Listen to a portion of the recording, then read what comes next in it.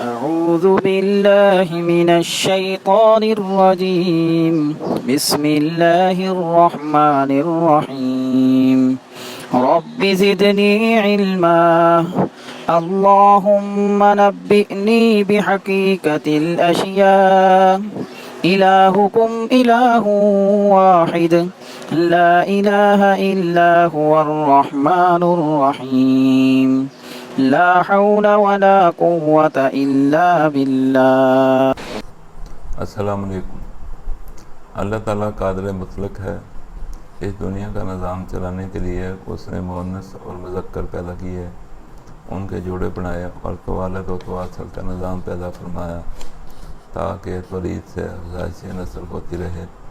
وہ قادر مطلق ہے، جسے چاہے بیٹے دے اور جسے چاہے بیٹیاں دے، لیکن انسان کو علم عطا فرمایا تاکہ اس کی پیدا کی ہوئی نعمتوں سے فوائد حاصل کر سکے۔ ایلوپیتھک تحقیقات کے مطابق عورتوں میں سیکس کروموسومز ایکس ایکس ہوتے ہیں اور مردوں میں سیکس کروم ایکس وائی ہوتے ہیں۔ انسانوں میں کروموسومز کی کل تعداد 46 ہوتی ہے۔ جب تولید کے لیے عورتوں میں انڈا بنتا ہے، انسانوں میں کروموسومز کی تعداد 46 ہوتی ہے۔ جب تولید کے لیے عورتوں میں انڈا بنتا ہے تو یہ 46 کروموسومز 23 سے اس کے جوڑے بنا لیتے ہیں۔ ہر جوڑے میں سیکس کروموسوم کا جز ایکس ہی موجود ہوتا ہے، لیکن مردوں میں چونکہ سیکس کروموسومز ایکس وائی کی شکل میں ہوتا ہے، اس لیے نطفہ کے ایک جز میں سیکس کروموسوم کا حصہ ایکس اور دوسرے میں وائی ہوتا ہے۔ اگر ملاپ کے وقت مرد کی عورت طرف سے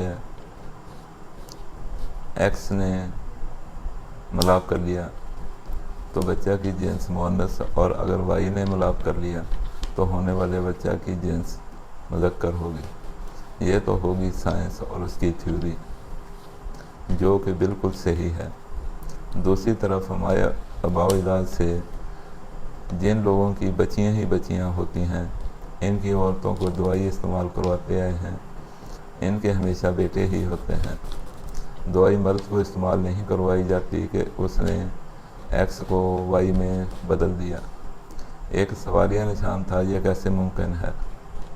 بہت عرصہ اس پر ریسرچ کی، غور کیا، اللہ تعالیٰ نے مہربانی فرمائی اور اس علاج کے کام کرنے کا طریقہ سمجھ میں آ گیا۔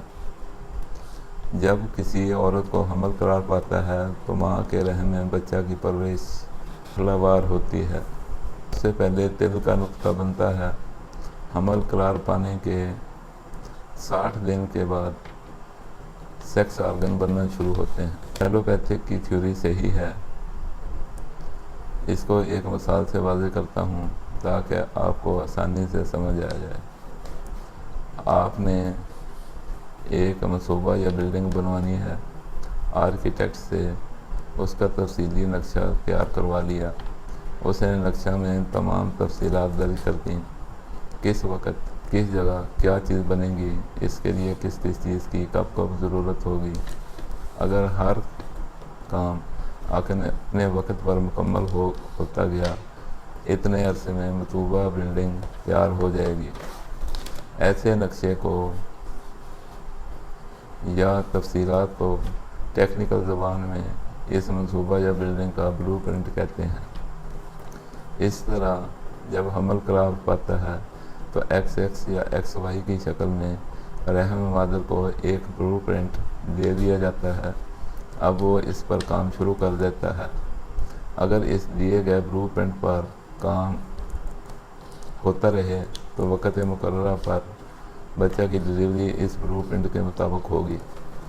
لیکن ہمارے آباء و اجداد بہت ذہین تھے، ان کے پاس آج کی طرح کے ایجادات، خوردبین اور کمپیوٹر تو نہ تھے، لیکن اللہ کا دیا ہوا دماغ تھا، علم کی بصیرت تھی۔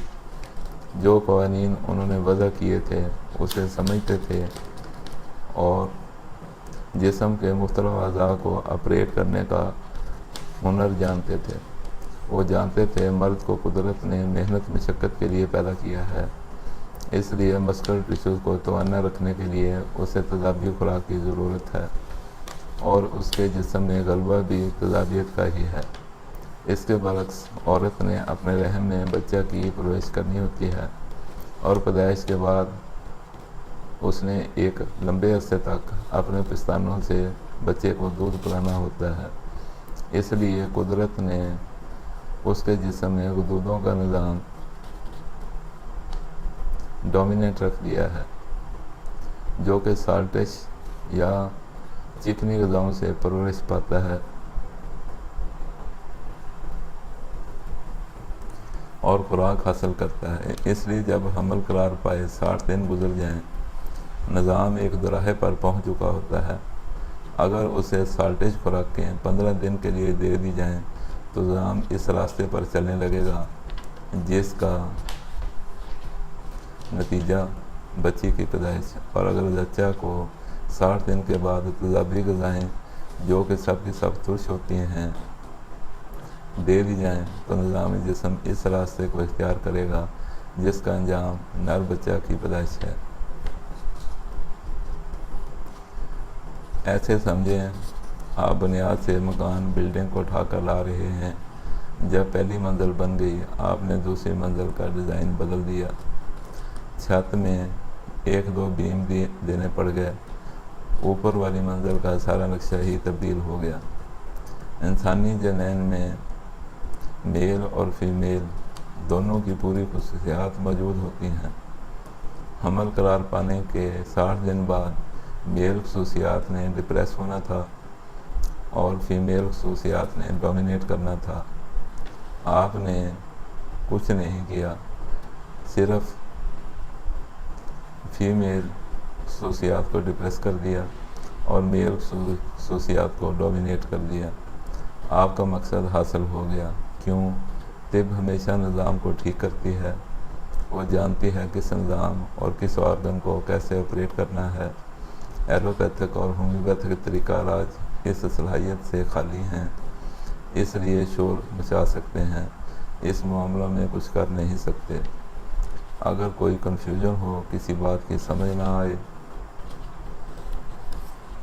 یا اس بارے میں کوئی سوال ہو، پوچھیں۔ آپ کو مطمئن کرنا ہماری ڈیوٹی ہے۔ ہمارے چینل کو سبسکرائب کریں، شیئر کریں، ہماری آواز کو زیادہ سے زیادہ پھیلائیں۔ کسی کا مسئلہ حل ہو جائے، اس سے بہتر دنیا میں اور کیا ہو سکتا ہے۔ السلام علیکم۔